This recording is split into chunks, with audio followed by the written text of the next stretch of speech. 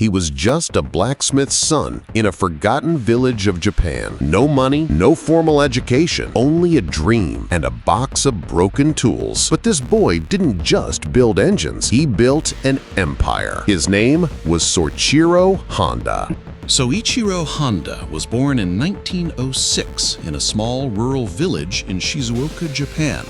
His family led a modest life.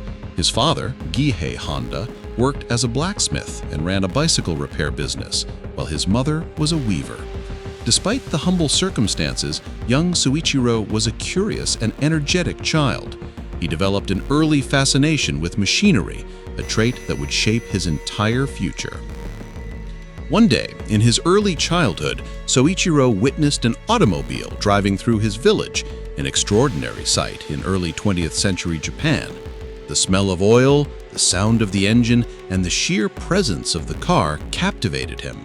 He later described it as a life-changing moment. Determined to understand how these machines worked, he began experimenting with bicycle parts and mechanical tools from his father's shop. He wasn't interested in schoolwork, but his hands-on mechanical abilities stood out even at a young age.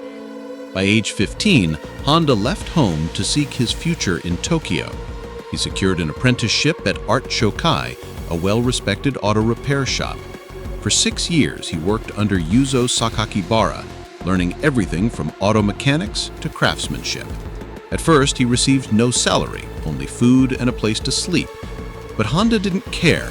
He was obsessed with learning and threw himself into every task with passion. Eventually, his skills improved, and he earned the trust and respect of his employers. After completing his apprenticeship, Honda returned to his hometown of Hanamatsu and opened a branch of Art Shokai. There he repaired vehicles and built custom race cars, often pushing the limits of available technology.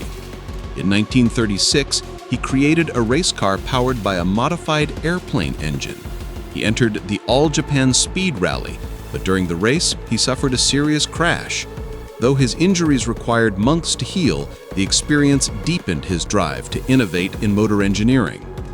During the late 1930s, Honda founded a company called Tokai Seiki Heavy Industry, which focused on manufacturing piston rings.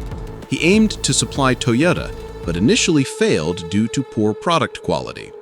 Instead of giving up, Honda enrolled at Hamamatsu Industrial Institute to study metallurgy and manufacturing techniques. Armed with this new knowledge, he redesigned his piston rings and eventually secured a contract with Toyota. World War II, however, disrupted everything. Tokai Seiki's plants were bombed twice, and later a major earthquake destroyed much of the remaining infrastructure. Rather than attempt to rebuild from scratch, Honda sold what was left of his business to Toyota. At this low point, most people would have given up. But for Honda, adversity was a catalyst. In post-war Japan, the economy was in ruins and fuel was scarce. Honda saw an opportunity, attaching small surplus two-stroke engines to bicycles. These motorized bikes offered an affordable and efficient form of transport for a population in desperate need. In 1946, Honda founded the Honda Technical Research Institute with limited resources and a small team of engineers. Their initial products were crude, but the public response was overwhelming. By 1948, Honda Motor Company was officially incorporated, with Soichiro Honda as president and Takeo Fujisawa joining as co-founder and managing director.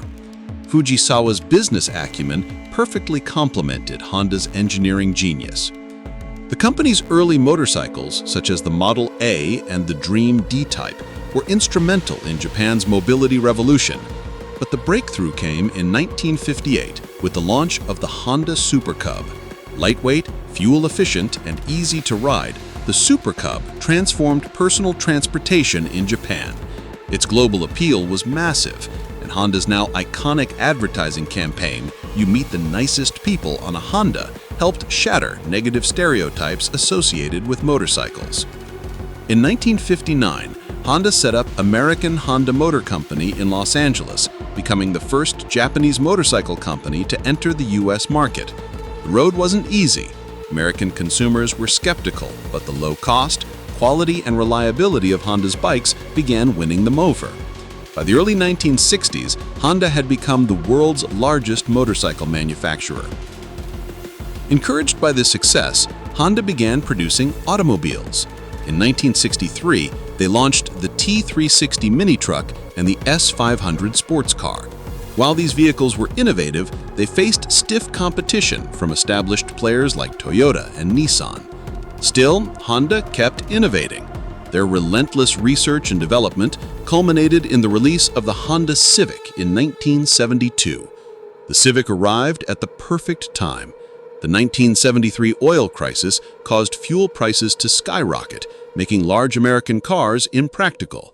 The Civic, with its compact size and CVCC engine technology, an innovation that met new U.S. emission standards without a catalytic converter, was exactly what consumers needed. The Civic was a resounding success and established Honda as a serious contender in the automotive industry. In 1976, Honda followed up with the Accord, a slightly larger car with improved comfort, styling, and performance. The Accord became one of the best-selling cars in America for decades. Honda's strategy of building reliable, efficient vehicles with high resale value paid off immensely. To further strengthen its position in the U.S. market, Honda opened a production facility in Marysville, Ohio in 1982, becoming the first Japanese automaker to manufacture cars in America. Throughout these years, Soichiro Honda remained deeply involved in company operations, though he stepped down from day-to-day management in 1973. He continued to promote a culture of engineering excellence, experimentation, and humility. Honda famously rejected traditional corporate hierarchy. He encouraged engineers to challenge authority, test their ideas, and learn through failure. Honda's commitment to racing also continued. The company entered Formula One in 1964, initially as an engine supplier and later as a full constructor. Though their first stint was short-lived, Honda returned to F1 in the 1980s with tremendous success.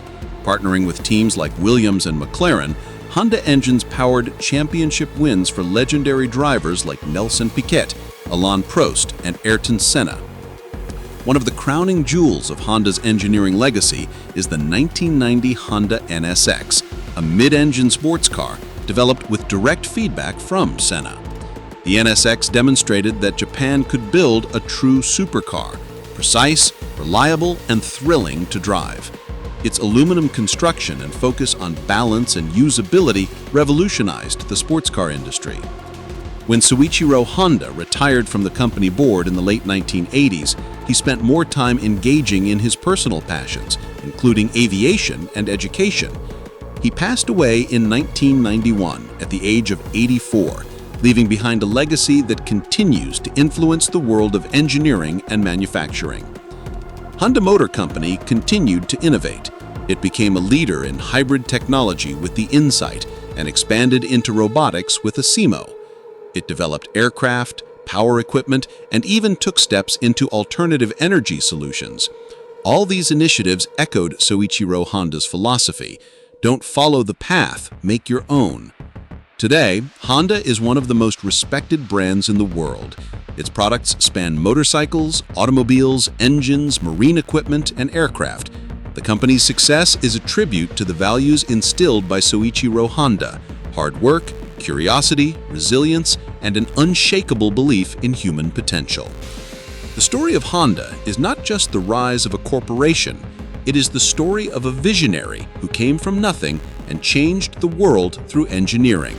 From a blacksmith's son fixing bicycles in a dusty Japanese village to the founder of one of the most innovative companies in the world, Soichiro Honda's life is proof that the greatest inventions come from the simplest beginnings and that determination, above all, can build an empire.